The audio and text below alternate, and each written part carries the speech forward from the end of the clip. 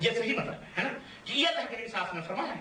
تو کہا وہ آدمی اپنے منمانی پر سمجھتا تھا تو اس لیے وہ ہمیشہ پیشاب کرنے کے بعد میں وطر فلیوتر کہ اللہ کے نبی نے فرمایا ہے کہ جو ہے پیشاب کرے اور ڈھیلا لے تو وطر پڑھے. فلیوتر کا مطلب ہے وطر. کہتے ہیں جب تم یہ نتیجہ کیوں ہوا؟ یہ نتیجہ اس لیے ہوا کہ تم مقلد نہیں ہو، تقلید تم نے امام حنیفہ سے تم نے نہیں سیکھا، اس لیے تم یہ غلط راہوں پہ جا رہے. ہم نے کہا اللہ کی قسم میں اپنی گردن کاٹ کر تمہارے قدموں میں ڈال دوں گا تم تاریخی طور پر کسی بھی زمانے میں اس طرح کا کوئی ایک سچا واقعہ ہمیں بیان کر دو کہ کسی اہل حدیث نے یہ حرکت کی. ایک جاہل گمار بھی یہ حرکت نہیں کر سکتا. واللہ تعالیٰ ایک جاہل گمار بھی یہ حرکت کر سکتا ہے. لیکن میں عرض یہ تو ایک بھی سیکنڈ قصے اس طرح سے حدیثوں کا مذاق اڑاتے ہیں، تمسخر اڑاتے ہیں، امت کے اندر شکوک و شبہات پیدا کرتے ہیں، چیزیں اور کہانیاں کہہ کے امت کو حدیث و قرآن سے متنفر کرنے کی جد و جہد کرتے ہیں. تو میرے عزیزو کبھی حدیث و سنت کے مابین عقلی تقسیم کر کے کہ حدیث الگ ہے سنت الگ ہے، حدیث الگ ہے سنت الگ ہے. حدیث پہ چلو گے تو حدیث پر چلنا مثل حدیث پر چلنا آگ کے اوپر چلنے کے بعد ہے. حدیث پر چلنا ایسے ہی ہے جیسے آگ پر چلنا. اعوذ باللہ. اور یہ حدیث و سنت کا فرق بیان کرتے ہیں کہ حدیث یہ ہے اور سنت یہ. حالانکہ حدیث و سنت میں کوئی فرق نہیں. محدثین کے ہاں اور یہ تقسیم یوں ہوئی اس لیے ہوئی کہ انہوں نے اپنی منمانی، اپنی طبیعت اور تعصب کو بیچ میں لایا تو انہوں نے حدیث و سنت کو دخل حدیث و سنت کے ہاں فرق کیا. حالانکہ محدثین کے ہاں حدیث و سنت میں کوئی فرق نہیں. حدیث بھی وہی ہے، سنت بھی وہی ہے. یہ ان کی اپنے دماغی اپج ہے، یہ ان کی اپنی خانہ ساز تقسیم ہے. المہم کبھی کبھی اہل حدیثوں پر کیا کہ اکثر و بیشتر غلط قسم کی تہمتیں اور الزامات لگا کر کے ان کو بدنام کرتے ہیں. کبھی کبھی کتب احادیث صحیحہ مثلا بخاری ہے، مسلم ہے، ان کے اندر شکوک پیدا کرتے ہیں کہ دیکھو اس کے اندر بھی ضعیف روایتیں ہیں. ارے بخاری کے اندر بھی جھوٹی حدیثیں ہیں. تم بخاری پڑھتے ہو، بخاری کی حدیثوں پہ عمل کرتے ہو تو کیا تم بخاری کے مقلد نہیں ہو؟ ان سے کہو بخاری نے یہ بتلاؤ بخاری نے اپنی بھی بات کوئی لکھی ہے؟ ہم بخاری کے مقلد اس وقت ہوتے جب بخاری کی بات کے اوپر عمل کرتے، لیکن ہم بخاری جو بخاری نے لکھی ہے ہمیں کوئی بتلائے دنیا کا کوئی ہوش مند آدمی کہ بخاری نے اللہ کے رسول کے سوا کوئی اور بھی بات اس کے اندر لکھی. امام بخاری نے عن فلاں عن فلاں عن فلاں عن فلاں عن رسول اللہ صلی اللہ علیہ وسلم. امام بخاری نے محمد الرسول اللہ صلی اللہ علیہ وسلم کی باتیں لکھی ہیں تو ہم محمد الرسول اللہ صلی اللہ علیہ وسلم کی باتوں کو مانتے ہیں، عمل کرتے ہیں، نہ کہ بخاری کی تقلید کرتے ہیں. لیکن اس طرح کے شکوک اور شبہات پیدا کرتے ہیں. غرض بے غیرتی اور بے حیائی کے تمام سرحدوں کو پار کرتے ہوئے یہ لوگ گالی گلوچ کے اوپر ہوں تراتے ہیں، مار کاٹ کے اوپر ہوں تراتے ہیں، جھگڑے کرتے ہیں، لڑائیاں کرتے ہیں اور اس کی رپورٹیں ہمارے پاس موجود ہیں. میرے عزیزو یہ تمام سب شرارتیں، یہ تمام سب بدماشیاں، یہ تمام سب بدتمیزیاں کرنے کا ان کا مقصد یہ ہوتا ہے کہ کسی طرح لوگوں کو حدیث و قرآن سے روک کر ان کے اپنے بنائے ہوئے گھریلو مذہب کو، خانہ سار دھرموں کو دنیا مان لے اور ان کی دنیا پیروی کرے. لیکن اے دنیا کے مسلمانوں، اے میرے نبی کی پیاری امت کے لوگوں، ان گندم جو فروشوں کو پہچانو، ان دین کے ڈھاکوں کو پہچانو، ان بہروپیوں کو اس دور میں سمجھنے کی ضرورت ہے اور ان سے کہو کہ لوگوں اختلاف نہ کرو، امت میں فتنے نہ پھیلاؤ. آؤ ہم تمہیں دعوت دیتے ہیں، آؤ ہم تمہیں بتلاتے ہیں. علماء کرام کی مجلس ہے، دنیا کے کسی بھی خطے میں تم اپنی کتابیں لے کے آؤ، دنیا کے کسی بھی گوشے میں تم اپنی کتابیں لے کے آؤ، ہم بھی حاضر ہوتے ہیں. آؤ اختلافات ختم کر لیتے ہیں اور ہم تمہیں چیلنج کرتے ہیں کہ کوئی ایک مسئلہ، اللہ کی قسم ہے، کوئی ایک مسئلہ جو قرآن و سنت کے خلاف ہو، جو حدیث کے خلاف ہو، قرآن کے خلاف ہو، تم ہمارا بتلا دو. رب کعبہ کی قسم ہے صبح کا سورج بعد میں نکلے گا، ہم اپنے اس مذہب سے، اپنے اس عمل سے توبہ پہلے آؤ ہم کو بتلاؤ. بس ایک نگاہ پہ ٹھہرا ہے فیصلہ دل کا. لیکن افسوس نہ نو منتیل ہوگا نہ راتا ناچے گی، نہ ایسا مسئلہ آئے گا، نہ یہ اختلاف کرنے والے جو پہلے سے فرقوں میں بٹ چکے ہیں، جو آپس میں ایک تھالیوں میں نہیں کھا رہے ہیں، جو آپس کے ایک امام کے ماننے والوں کو برا بھلا آپس میں ایک دوسرے کو کہتے ہیں، تو ہم تو خیر تیسرے ٹھہرے، ہمیں کب وہ اچھا سمجھیں گے اور ہمیں کب وہ اچھا کہیں گے. میرے عزیزو میں تو کبھی سوچتا ہوں اللہ کی قسم کہ انہوں نے ہی ہمارے راستے روکے ہوئے ہیں، انہوں نے ہی ہمیں آگے بڑھنے سے روکا ہوا ہے. ہمیں اسلام،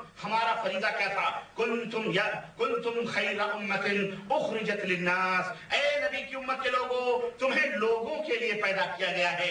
तअमुरूना बिल मारूफ व तनहूना अनिल मुनकर, कि तुम लोगों को भलाइयों का हुक्म दो और लोगों को बुराइयों से रोको। तुम्हें लोगों के को पैदा किया गया है तुम्हें इसलिए ताकि तुम लोगों के अंदर दावत का काम करो। सिर्फ मुसलमानों ही नहीं बल्कि गैर मुस्लिमों के अंदर भी दावत का काम करो, यहूदियों के अंदर भी दावत का काम करो, नसारा जितने भी लोग हैं, या अय्युहन्नास, ऐ दुनिया के लोगों, किसी भी धर्म, किसी भी रिलीजन, किसी भी मजहब के मानने वाले हैं, गैर मुस्लिमीन हैं, हमें इसलिए पैदा किया गया था कि हम उनके दरमियान भलाइयों का हुक्म दें, हम उन्हें जुल्म ज़्यादती से रोकें, हम उन्हें इस्लाम की दावत पेश करें, हम उन्हें इस्लाम की सच्ची तालीमात को उनके सामने रखें, हम इस्लाम की शमा लेकर जुल्मत कदों तक पहुंचे।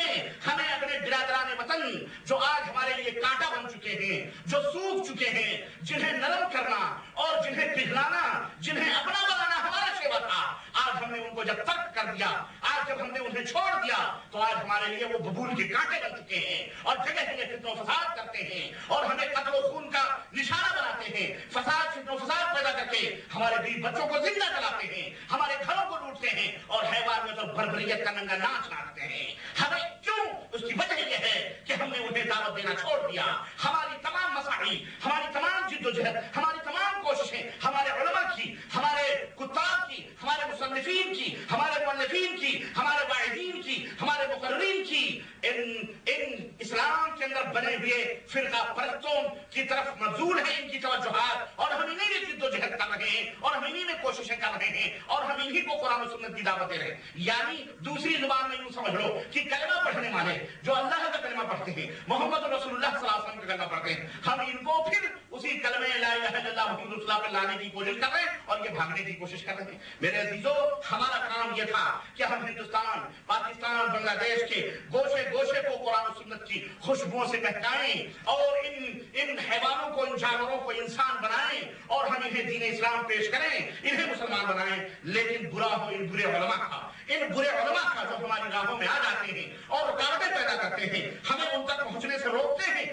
ये बुलहवस और ये दुनिया परस्त मौलवी हमें उन तक नहीं पहुंचने देता है। उम्मत के अंदर इंतशार पैदा करके अपना मदरसा, अपना दारुल-उलूम, अपना पेट, अपना जहन्नम पालने की कोशिश करता है। लेकिन ए नबी की प्यारी प्यारी उम्मत के लोगों, तुम्हें भी अल्लाह ने दिमाग दिया है, तुम्हें भी अल्लाह ने समझ दी है, तुम इतने बुद्धू नहीं हो। ये बताओ, कुरान करीम को मानते हो कि नहीं मानते हो? अपने नबी के फरमान को मानते हो कि नहीं मानते हो? फिर जब तुम्हारे सामने कुरान और सुन्नत का मनहज पेश किया जाता है, कुरान और सुन्नत की दावत पेश की जाती है, तो तुम कहां भटक जाते हो, कहां चले जाते हो? ये बताओ, अल्लाह ताला ने फरमाया है कि हम 400 बरस के बाद में या 200 बरस के बाद में या 100 बरस के बाद में या अपने नबी के बाद में हम चार इमाम भेजेंगे, वन बाय वन, और तुम उनमें से एक एक को बांट लेना और उनमें से एक एक की तकलीफ करना, एक एक के पीछे चलना, उनके नामों के मजहब बदलना। बताओ, अल्लाह ने फरमाया है कहीं कुरान करीम में?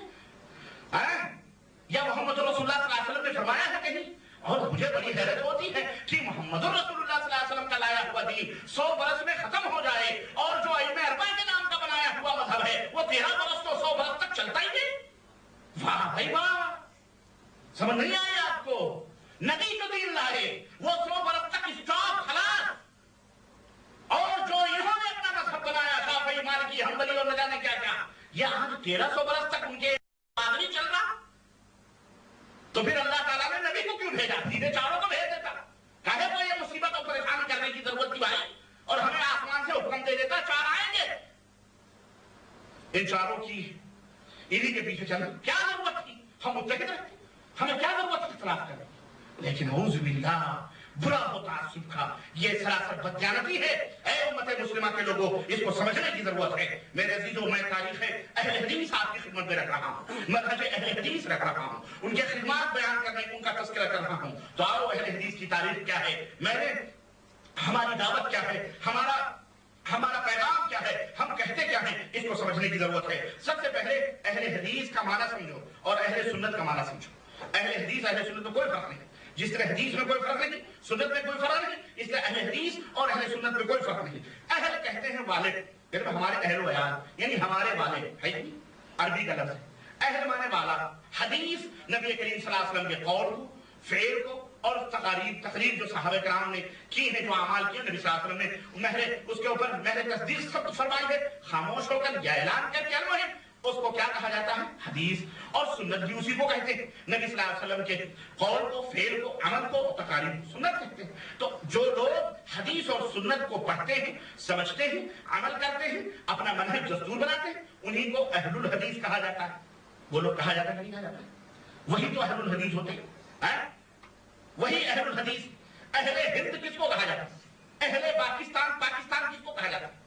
جو پاکستان کے رہنے والے ہیں وہ اہل پاکستان ہیں. جو بنگلہ دیش کے رہنے والے ہیں وہ اہل بنگلہ دیش ہے کہ نہیں؟ جو ہندوستان کے رہنے والے ہیں وہ اہل ہند ہے، اہل ہندوستان ہے کہ نہیں؟ تو اسی طرح سے میرے عزیزو، جو حدیثوں کے اوپر عمل کرنے والے ہیں وہ اہل حدیث، وہ اہل حدیث. اور بعض لوگ کہتے ہیں کہ اہل قرآن کیوں نہیں کہتے؟ قرآن بھی حدیث، میں نے بھی بتایا، حدیث قرآن کو بھی شامل ہے، نبی کے فرمان کو بھی. اس لیے اس کلمے کے اندر دونوں چیزیں ہیں، اس لیے دونوں اچھی چیزیں موجود ہیں، اسے اہل الحدیث کہا جاتا ہے. تو اس طرح سے میرے عزیزوں، میرے دوستوں، تو اہل حدیث کون ہیں؟ اہل حدیث وہ ہیں جو صرف اور صرف رب کے قرآن کو اور مصطفیٰ جان رحمت کے قول اور عمل اور تقاریر کو اپنا منہج اور اپنا طریقہ بناتے ہیں اور مانتے ہیں. دوسرے الفاظ میں یوں کہہ لو کہ اہل حدیث وہ ہیں جو صحابہ کرام رضوان اللہ علیہم اجمعین کے نقش قدم کی پیروی کرتے ہیں. علیکم بسنتی وسنت الخلفاء الراشدین، نبی کی سنت کو، صحابہ کی سنت کو اپنی پیشانیوں کا جھومر بناتے ہیں. اور رب ذوالجلال نے اسی لیے ارشاد فرمایا فَإِنْ آمَنُوا بِمِثْلِ مَا آمَنْتُمْ بِهِ فَقَدِ اهْتَدَوْا. اے دنیا کے لوگ، اگر تم لوگ اس طرح ایمان لے آؤ جس طرح نبی کے صحابہ ایمان لائے ہیں تو تم ہدایت یافتہ ہو. جس طرح وہ عمل کر رہے ہیں اور جس طرح سے ان کا عمل، ان کا ایمان اور عقیدہ اور ان کا منہج ہے، اگر تم اسی طرح سے عمل کرو گے تو تم بھی بولو تم ہدایت یافتہ ہو، تم صحیح راہ پہ. بولو قرآن کا یہ اعلان سچا کیا جاتا ہے. کیا صحابہ کرام کے زمانے تک ہی تھا؟ نہیں، یہ قرآن قیامت کی صبح تک کے لیے ہے. یہ دستور ہے قیامت کی صبح تک. تو میرے عزیزو، انہی کو اہل سنت بھی کہا جاتا ہے. میرے عزیز، میرے بھائی، آؤ میں ذرا سا تسلسل قائم رکھنے کے لیے یہ پوائنٹس اپنے ذہنوں میں رکھو گے تو انشاءاللہ کبھی گمراہ نہیں ہو سکتے. اور اپنے ان تمام دعووں کی دلیلیں میں بھی دے رہا ہوں، آپ گھبرائیں گے نہیں. میں ثابت کروں گا کہ صحابہ کرام اپنے آپ کو اہل الحدیث کہتے تھے. اور اس نجس ناپاک آدمی کو جا کے کوئی بتلائے جو یہ کہتا ہے کہ اہل حدیث سے کفر کی بو آتی ہے، اعوذ باللہ.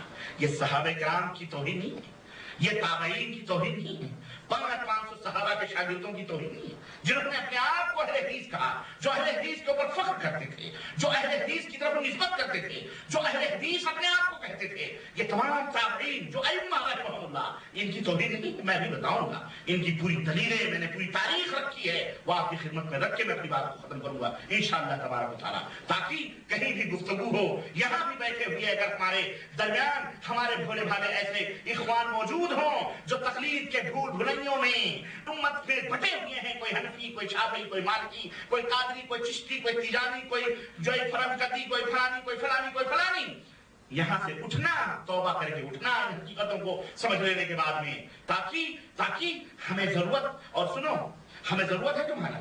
ہم بہت سیریسلی یہ بات کہہ دینا چاہ رہے ہیں کہ ہمارے پاس وقت بہت کم ہے. ہم بھی مر جائیں گے اسی طرح سے. ہمارے سے پہلے جو علماء ہیں، ہماری مسلمانوں کی اصلاح کر کے وہ بیچارے مر گئے، وہ مر گئے، چلے گئے، اور جن کو سدھرنا تھا سدھرے، جو نہیں سدھرے نہیں سدھرے. لیکن اب ہماری منزل تم بعد میں ہوگے. اب نئی قوموں کی طرف ہم بڑھ رہے ہیں، نئی قوموں کی طرف ہمیں دعوت دینا ہے. نیا بلڈ چاہیے اس دنیا کے لوگوں، اس ظلم کو مٹانے کے لیے. نیا بلڈ چاہیے انسانیت کو اس کی معراج تک پہنچانے کے لیے. نئے خون کی ضرورت ہے. اب ہم اپنی توجہات برادران وطن کی طرف کرنے والے ہیں. ہم غیر مسلموں کے دروازوں پر دستک دینے والے ہیں. ہمارے اس کے لیے ہماری راہوں میں جو بھی مسائل اور دشواریاں آئیں گی، ہم اس کو برداشت کرنے کے لیے تیار ہیں. ہمارے گھر جلا دیے جائیں، ہمارے گھر لوٹ لیے جائیں، ہمارے بچوں کو تحت کر دیا جائے، لیکن توحید کے اس پیغام کو ہم بڑے سے بڑے لیڈروں سے لے کر کے چھوٹے سے چھوٹے قریوں اور بستیوں میں رہنے والے وہ شودر، وہ چھوت یا وہ نیچ ذات کے لوگ بھی، بڑے بڑے برہمن ہوں یا کسی بھی ذات اور پات کے رہنے والے ہوں، غیر مسلم ہیں، ہم اس توحید کی دعوت کو ان کے دروازوں تک پہنچانے والے ہیں، ان کے کانوں میں ڈالنے والے ہیں. تمہیں سدھرنا ہے سدھرو، نہیں سدھرنا ہے اللہ کے حوالے. ہم اب تمہارے اوپر زیادہ وقت صرف کرنے والے نہیں ہیں. کیوں؟ اب ہم دشمن کی سازشوں کو سمجھ چکے ہیں. ہمارے اپنے اسلام کے نام لے کر کے، اسلام کا لبادہ اوڑھ کر جو دشمنیاں جو ہماری راہوں میں، توحید کی راہوں میں آ رہے ہیں، اب ہم ان کی طبیعتوں، ان کے مزاجوں کو سمجھ چکے ہیں. یہ لوگ یہی چاہتے ہیں کہ ہم آمین رفع دیر میں گھستے رہیں، پٹتے رہیں، اور وہ ہمارا جو اصلی مقصد کفار و مشرکین تک اسلام کی دعوت کو پہنچانا ہے وہ رکا رہے، ان تک نہ پہنچے، ان کو جو ہے دوسرے دھارے میں چھوڑ دی، اسی طرح قتل و غارت کے لیے ہوتے ہیں۔ اب آپ کو سمجھنا ہے اس حقیقت کو، کیونکہ سمجھانے کے لیے عقل مند آدمی کے لیے زیادہ وقت کی ضرورت نہیں ہوتی ہے۔ اگر سمجھنا ہے سمجھو، نہیں سمجھنا ہے تو فإنك لا تهدي إنك لا تهدي من أحببت